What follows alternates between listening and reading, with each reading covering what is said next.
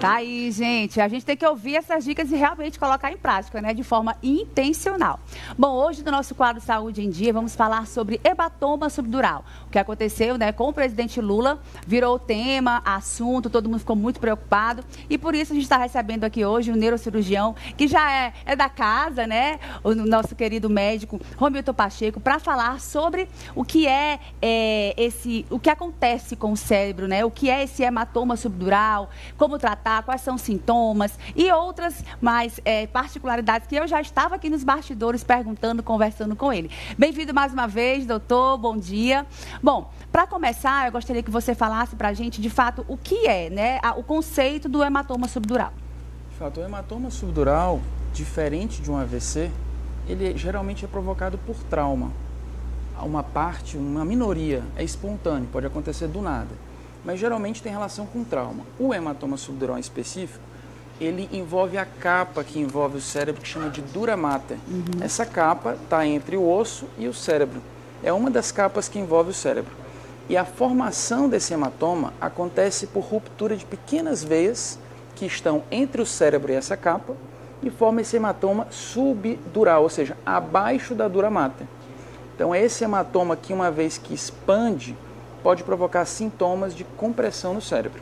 Pronto. E uma vez que você, de repente, bateu a cabeça, caiu, quais são os sintomas que caiu, bateu a cabeça, não sangrou ou não fez nenhum galo ali, um hematoma, mas no decorrer dos dias você começa a sentir algum desconforto. Quais são os sintomas em que a pessoa já deve ficar alerta para procurar um médico, por exemplo? Perfeito, Raquel. Na verdade, existe uma janela que é mais frequente de desenvolver esse tipo de hematoma subdural que acometeu, por exemplo, o presidente.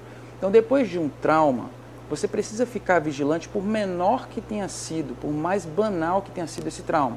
Por exemplo, escorregou, caiu da própria altura, bateu a cabeça. Não teve nada, ficou o tempo todo acordado, não teve nenhum sintoma adicional, de repente até costurou a pele. Como aconteceu? Mas pacientes que têm menos de 2 anos de idade, ou seja, crianças, bebês, pacientes mais idosos, com mais de 60 anos, pacientes que usam anticoagulante, que é o remédio para afinar o sangue, esses pacientes têm uma tendência maior a ter esses hematomas subdurais.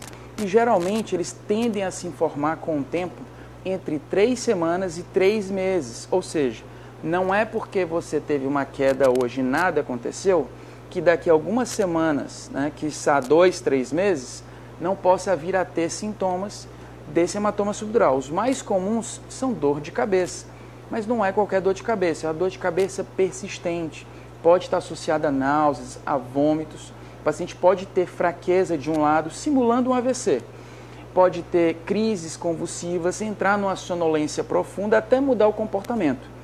Às vezes até inverter o que a gente chama de sono-vigília, ou seja, ficar acordado à noite, dormindo de dia, isso fora do hábito normal. Então envolve essa síndrome, esse conjunto de sintomas que podem responder pelo hematoma subdural.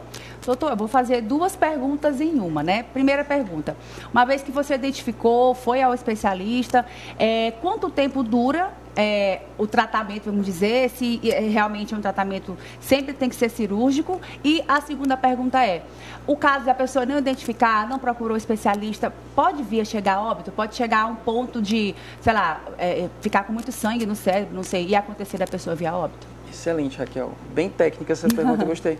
O hematoma subdural, ele pode variar o espectro de gravidade. De fato, os hematomas subdurais mais graves são os agudos. Pacientes vítimas de traumas de alta energia, acidente de trânsito, capotamento, atropelamento, ejeção do veículo. Então, esses hematomas se formam rapidamente, comprimem o cérebro e o paciente pode vir a óbito em poucas horas, às vezes minutos, se não operado de urgência. A cirurgia, de fato, é feita num contexto de emergência, caso de vida ou morte. Mas existem, sim, para esse caso dos subdurais crônicos, como afetou o presidente, ou seja, esses que levam um tempo para o coágulo se lhe quer fazer, se transformar em líquido, e eles podem, sim, ser tratados de 3 formas. Conservadoramente, ou seja, nem todo hematoma subdural crônico precisa ser tratado.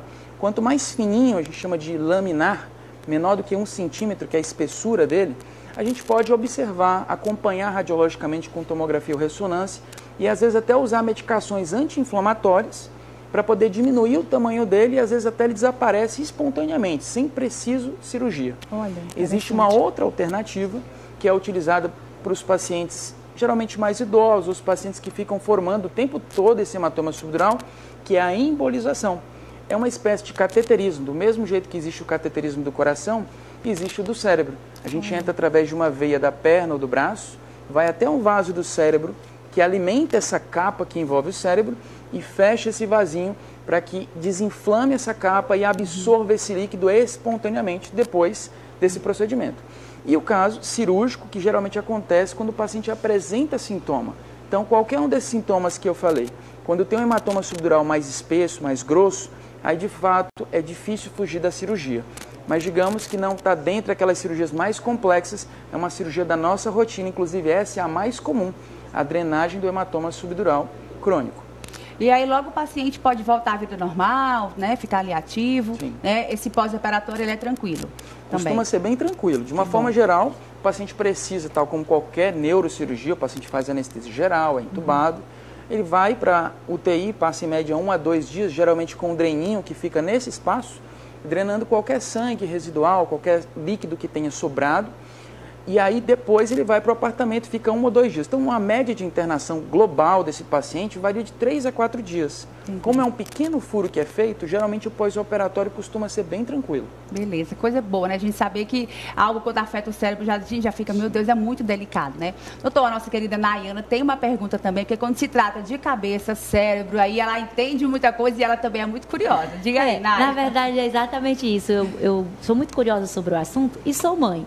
E a gente viu aí o que aconteceu com o presidente Lula, e muito se fala, é a idade, mas tem uma galerinha aí que também pega pancada demais na cabeça, que são as crianças. E muitas vezes, por serem menor de 2 anos, não sabem expressar ou dizer o que está sentindo.